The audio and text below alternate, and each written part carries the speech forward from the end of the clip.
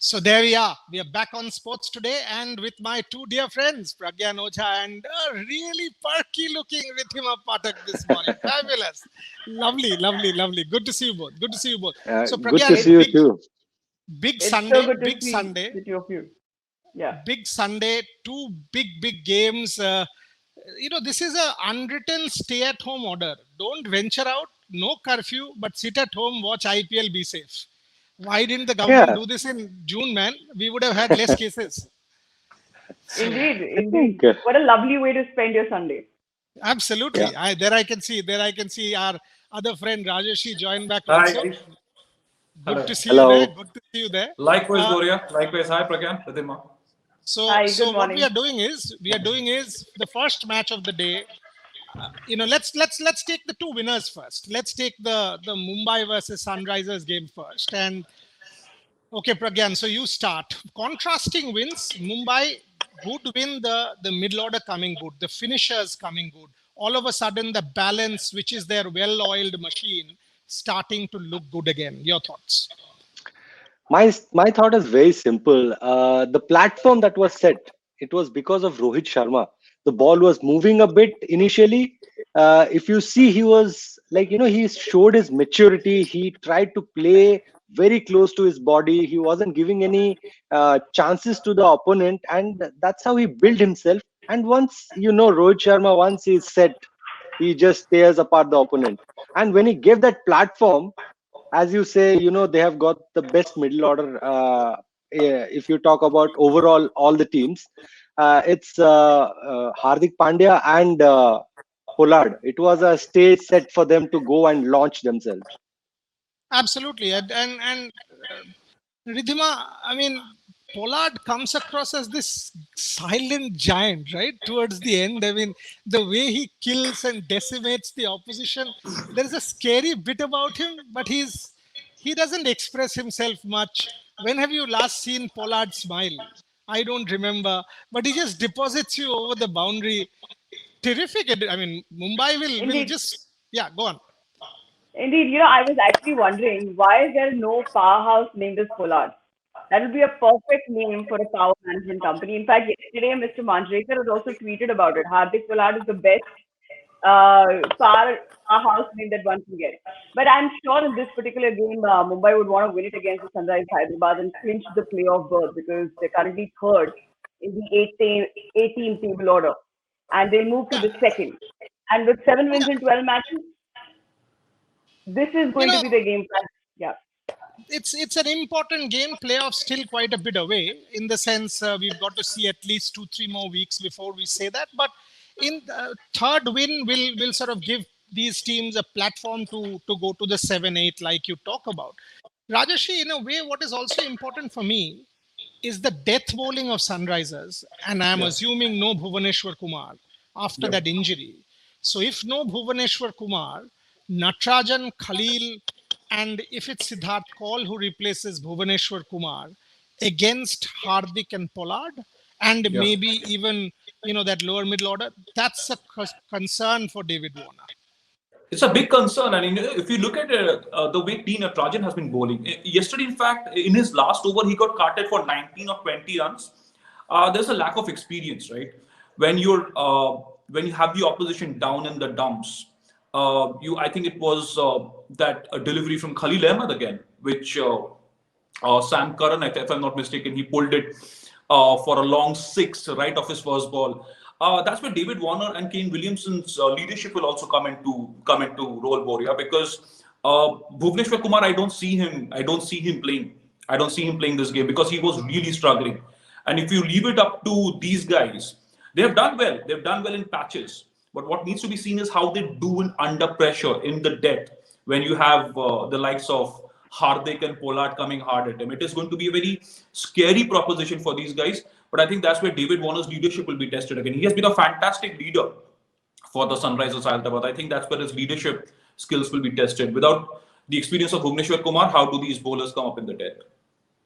Again, two questions to you, Bhuvi. Did he look, was it groin to you? I mean, and how long does it take? You've been there, you've done that. How long do you Uh, think Bhuvi's gone for? And second, uh, that same question, David Warner, Kane Williamson. that inspirational leadership group there, they have to step up and get these boys to forget the Bhuvaneshwar Kumar absence. I think for a fast bowler who's coming out of injury, so that itself is a big thing. You know, you always have, especially when you see fast bowlers, there's always a concern about them when they're coming out of injury. And again, when you get into the injury, it really, you know, your confidence goes down. Then you are strained. Saying that, what I felt was when I was looking at Bhuvi, it was his quads that was not letting him run properly because he was trying hard to work on his quads. That's what I felt. And when you talk about the leadership group of No, but how, if it's that, how long do you think he's gone for? I think it depends on what grade of injury he's got it. That will tell us like how long he's out. Once we get to know about what is the grade, like, you know, grade 1 or grade 2 or grade 3. So that only time will tell us. But I hope he comes back, because uh, the death over and the initial overs of SRH totally depends on Bhuvi and Rashid. If one of these two guys are not playing for SRH, I think it'll be a problem for them. And Now saying the that, leadership group, yeah. yes, and for David Warner and Williamson and the entire think tank of Sunrisers, they will have a concern because they've got a pretty young side with them, not much experience. Yes, Priyam Garg has delivered, Abhishek Sharma has delivered, but when we saw the start of the season, when they didn't have the balance, then these two boys were like, they were not that experienced to come and go immediately. They took some time. No doubt they are good and it looks bright when you talk about these two boys, but still there is some concern. And if you talk about tomorrow's game, when you're playing MI, and I will quote this, you're playing in Sharjah. It's a small venue, and you've seen the amount of runs have been scored, and you're playing against a side which has got like some of the best hitters of the ball, and you don't have Bhuvi, so you will be in back foot. What I feel, that is my analysis. Okay, Ridhima Abdul Samad, what a story, huh? Coming from Jammu and Kashmir against Mahendra Singh Dhoni in that final over, keeping temperament, winning you the game. I mean, it brings a smile to everyone's face, and your smile says it all.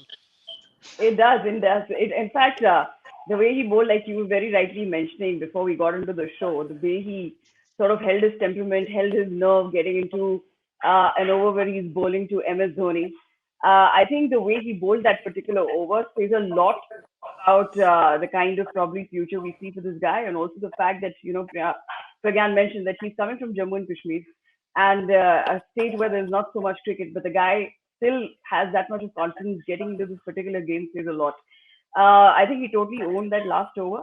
I mean, of course, MS was also out of breath. We saw that. He took his break, had his water break, and then you had Sam Curran on the other end. But I think Abdul Samad did a fantastic job of that last over because Dhoni had done a very good job of building in the pressure for that particular match. True. Two things, Rajarshi. One, Sam Curran, this fellow Abdul Samad could have got Dhoni had Bairstow not fluffed that stumping, and it was well thought that he would dance down the track, fire it.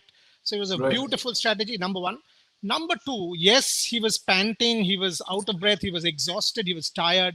But whatever the result is, give it to the commitment of MS Dhoni. The commitment of MS Dhoni, the way he kept running, is something for everyone to see. I mean, he never at one point in time it's thought he might walk off. He did not. He stayed out, speaks volumes about his commitment. Absolutely. Look, Boria, nobody can ever question. Can you ever question MS Dhoni's commitment to any team? Whether it was India, the Chennai Super King, or the Super Giant when he played there for 2 years. Can you question his commitment to his teammates? Can you question his commitment to the game? No. At this age, he's retired from international cricket, remember, shortly before the IPL started. He did struggle with the bat. And again, I did not quite buy into his argument when he said that, I didn't come into bat earlier in the first game because I was a little rusty, didn't want to. But that is the way he sees the game. He's undoubtedly the greatest ever finisher in the shortest of format. But yes, yesterday was a revelation, especially after that slow grind. And this is how it all pans out, right? Because I also head the digital wing of the sports desk, and it is funny because we keep track of social media. For the first half of his innings, Dhoni was being trolled by fans. People are like questioning his skills, people are questioning his finishing abilities. Suddenly, that one over and everything changes. And Dhoni becomes a hero. He becomes this demigod again. He becomes the man who could take Chennai past the finish line. You're right. Had Bairstow not lost his footing, I thought he lost his footing there a bit because Samad just slipped it down the leg side. That was the plan. I was feeling scared for Samad when he came on to bowl and with Dhoni in that kind of a mindset. Okay. But I just one question, Boria, for both you and Pragyan, is Dhoni has had a successful model and a successful template for so many years, right? But is it now time to discard that model probably? Because say whatever you will, right? He did leave it a little too late, did you think? And you're not chasing a big total. It was a middling total, a challenging total in those conditions. But is it time for someone to go and tell MS that, look, you are undoubtedly a legend, but let's try another model where we try to finish and accelerate a little earlier so that you're not leaving 28 for the last over all the time. Okay, so Pragyan, you take that. The point is, I'll add to that. What is Kedar Jadhav doing in that team? I mean, will MS Dhoni, Ravindra Jadeja, Sam Curran, and Dwayne Bravo, who didn't get to bat ahead of Kedar Jadhav? Is that beneficial for the team? Take it head on, Pragyan. Kedar Jadhav in that side, taking away balls from MS and Jadeja and Sam Curran and Dwayne Bravo.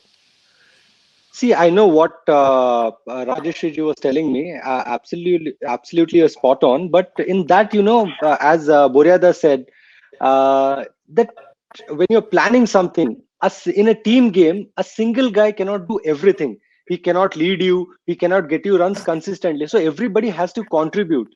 So if had they not lost those early wickets, or Kedar Jadhav would have batted the way we want him to bat, I don't see MS Dhoni would have played those Rashid overs carefully, because he cannot afford to lose his wicket at that point of time. If had he lost those wickets, you wouldn't have seen Ravindra Jadeja getting that 50. He got that 50 because MS Dhoni was there on the other end, and he was trying to talk to him, trying to calm him down and make him stay there and play the game. And they would have lost with a big margin. See, MS Dhoni at every stage, he's given his best.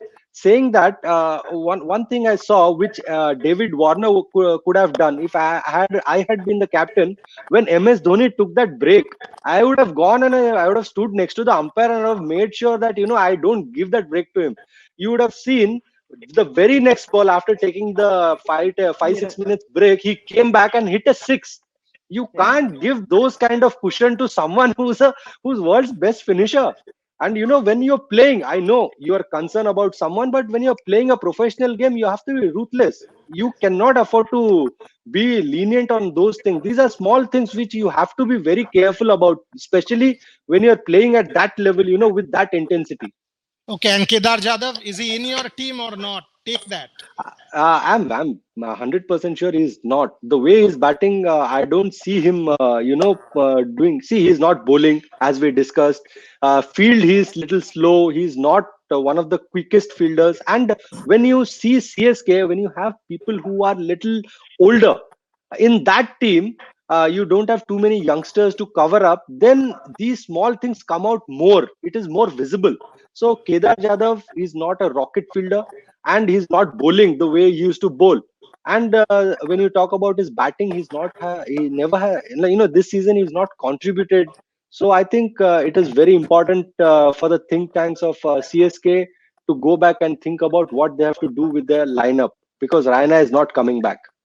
Okay, so we started with MI versus Sunrisers, but MS Dhoni is such an emotion that you always go to MS Dhoni when he is involved in some capacity. That's what happened to us, but that's fine. That's the whole idea of IPL and the fun and the banter in this chat room. So let me bring it back and get our fantasy predictions for Sunrisers versus Mumbai Indians. Yesterday, I went last to Pragyan Ojha.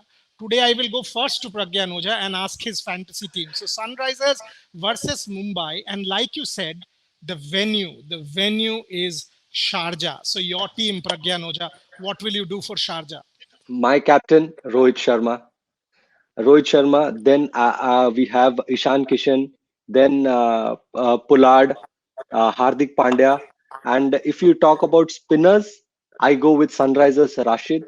And if you talk about fast bowlers, I will keep Natarajan because I really like him. You know, the way he got Ambati Raidu's wicket, amazing. He just opened him up.